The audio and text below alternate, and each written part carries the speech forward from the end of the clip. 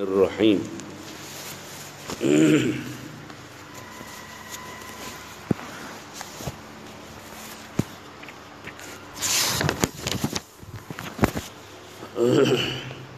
بسم الله الرحمن الرحیم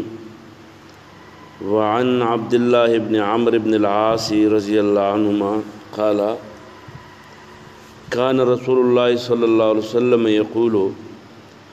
إذا دخل المسجد أعوذ بالله العظيم وبوجهه الكريم وسلطانه القديم من الشيطان الرجيم قال فإذا قال ذلك قال الشيطان حفظ مني سائر اليوم رواه أبو داود وعن عطاء بن يسار قال قال رسول الله صلى الله عليه وسلم اللهم لا تجعل قبري وثنا يعبد اشتد غضب الله على قوم اتخذوا قبور انبيائهم مساجدا رواه مالك مرسلا وعن معاذ بن جبل قال رضي الله عنه قال كان النبي صلى الله عليه وسلم يستحب الصلاة في حيتان قال بعض رواته يعني البساتين رواه أحمد والترمذي وقال هذا حديث غريب لا نعرفه إلا من حديث الحسن بن أبي جعفر وعن أنس بن مالك قال قال رسول الله صلى الله عليه وسلم صلاة الرجل في بيته بصلاة وصلاته في مسجد القبائل ب25 صلاة وصلاته في المسجد الذي يجمع فيه ب500 صلاة وصلاته في المسجد الأقصى ب50,000 صلاة وصلاته في مسجدي ب50,000 صلاة وصلاته في المسجد الحرام ب100,000 صلاة رواه ابن ماجه. دا احادیث د جماعتونو د فضائلو په سلسله کې او د جماعتونو د مسائلو په سلسله کې د باب کې نقل لي. اولنی حدیث کې یو مضمون بیان دی وغدا چې سړی جماعت ته ننوځي نو جماعت خدای عبادت ځای دی او شیطان مسلسل د انسان سره لګیایي، انسان په زړه کې وسوسې اچي. رسول الله صلی الله علیه وسلم فرمایي چې کله سړی جماعت ته ننوځي او د شیطان نه پناه وغواړي او د شیطان نه پناه کېدل د شیطان د وسوسو نه بچ کېدل د الله تعالی د خصوصي رحم او د توفیق نه بغیر نه کېږي. رسول الله صلی الله علیه وسلم فرمایي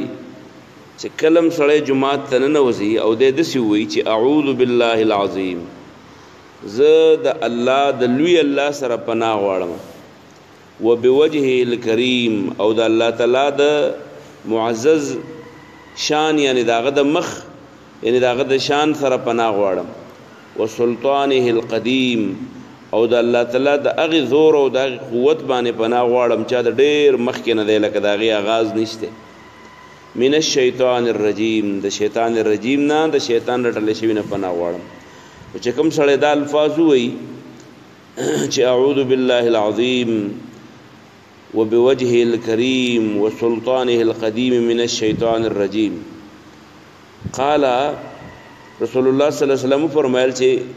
کله سړی دا الفاظ وایي نو شیطان ورته وایي حفظ مني سائر اليوم، یرا ټول ورځ دې رانه ځان بچ کړه. نو کله چې دا الفاظ وایي مطلب یې دا شو ټول ورځ د شیطان د وسوسو نه الله تعالی محفوظ ساتي. اعوذ بالله العظیم وبوجهه الكريم وسلطانه القديم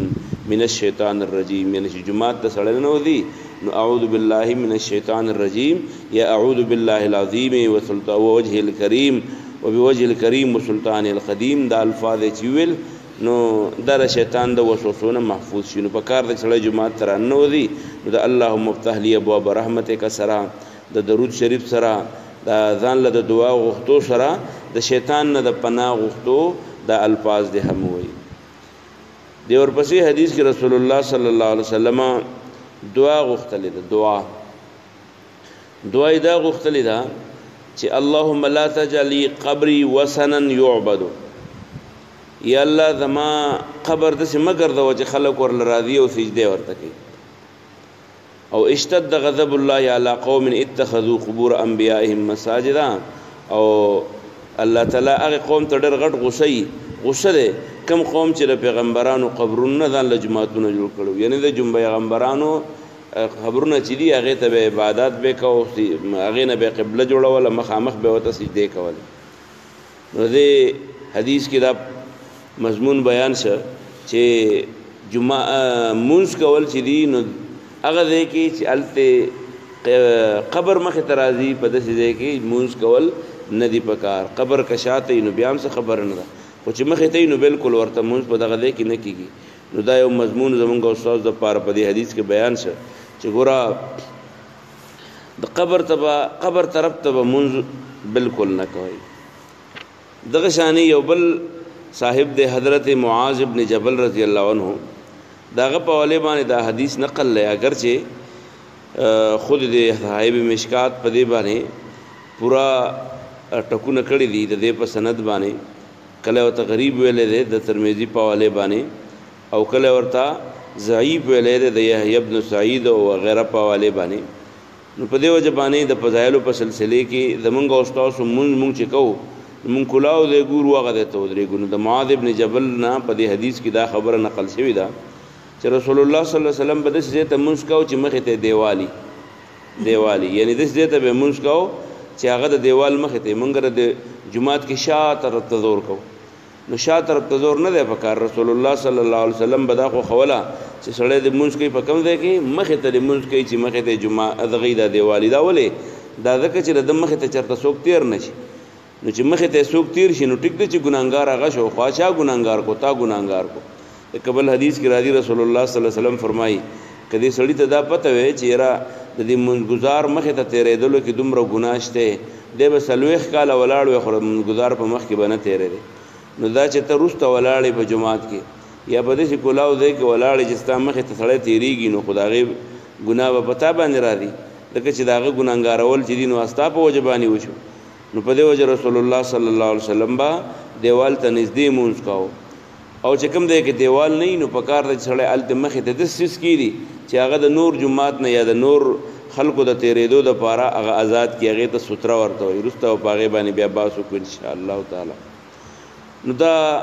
رسول الله صلی الله علیه وسلم د منځ په حواله باندې دا یو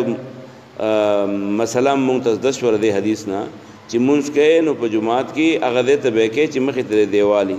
او چې په کلاو دی کې نو مخې ته بخامخه ستره باور تک دی دغه شان حضرت انس رضی الله عنه یو بل حدیث نقل کوي پاغي کې فرمایي چې رسول الله صلی الله علیه وسلم فرمایل چې وسړی په کور کې منځ کوي نو دا یو منځ شو چې په کور کې منځ کوي نو یو منځ ادا شو او چې د کور نه جمعات تراشي جمعات کی منځ وکي دغه منځ چې نو دا اوس الله تعالی ولا په 15 منځونو بدل کی او چې دی بیا دسی جمعات کی منځ وکي چې پاغي کې ډېر زیاته غنئ نو د 500 پورې ثواب ول الله تعالی ورکي منځونو او چې دا چرته مخور ته ملاوي شي او الله تعالی مسجد اقصا ته ورسي رسول الله صلی الله علیه وسلم فرمایي لکه 50 زره منځونه چې کړي او چې څوک مسجد نبوي ته راشي رسول الله صلی الله علیه وسلم په جمعات کې منځو کې مسجد نبوي کې منځو کې نو پاغي کې په یو روایت کې زره او په بل کې داري 50 زره منځونه چې دي لکه دا چې 50 زره منځونه ادا کړي او چې کله مسجد حرام ته لاړ شي ان بیت الله شریف ته لاړ شي نو په مسجد حرام کې یو منځ کول الله تعالی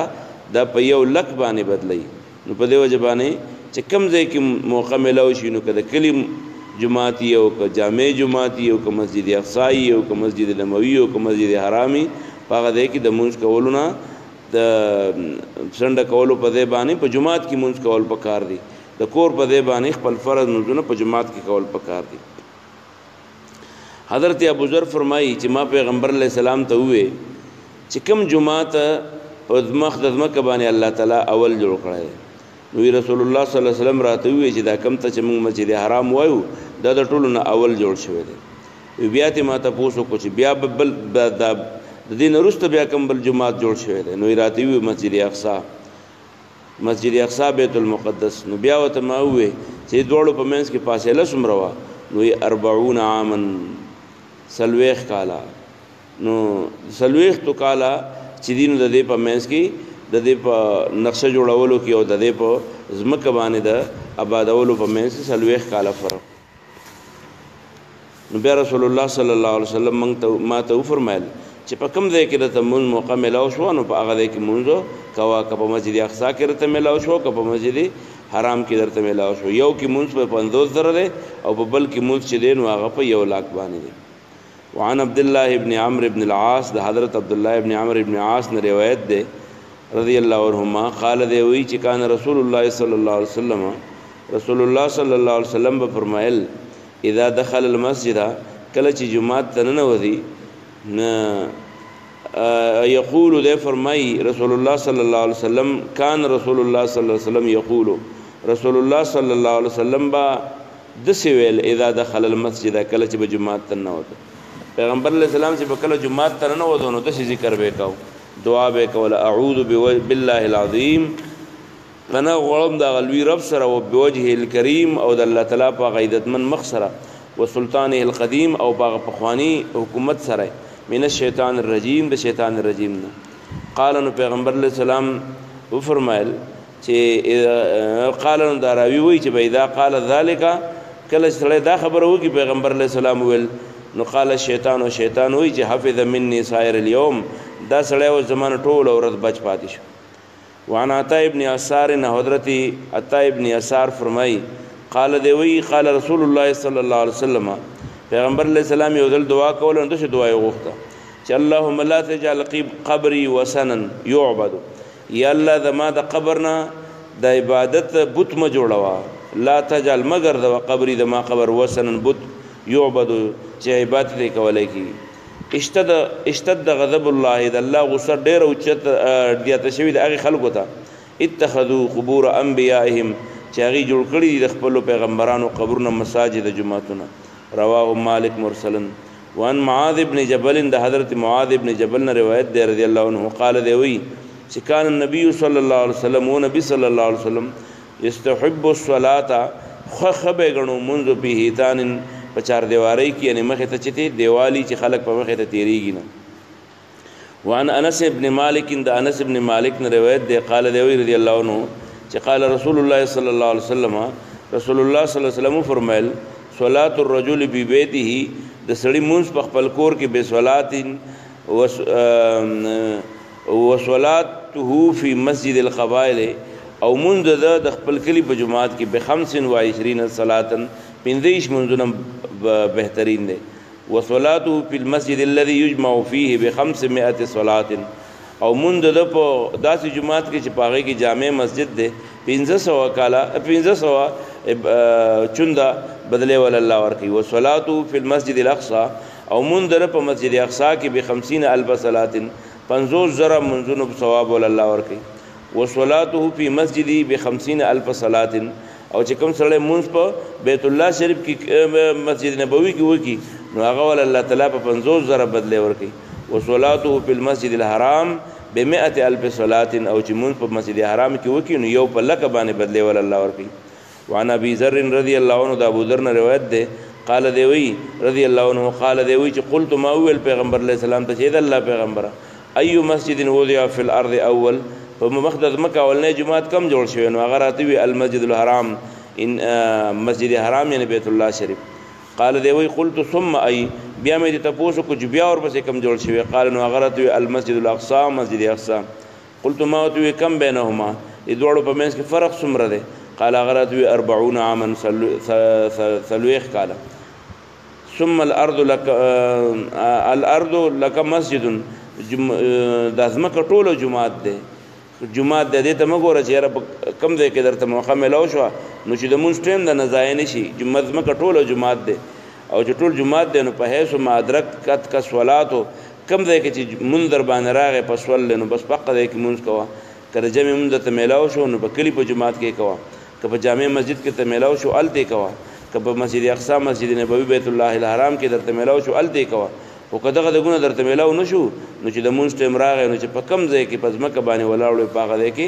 مونږ وکا واخر دعوانا الحمدلله رب العالمین.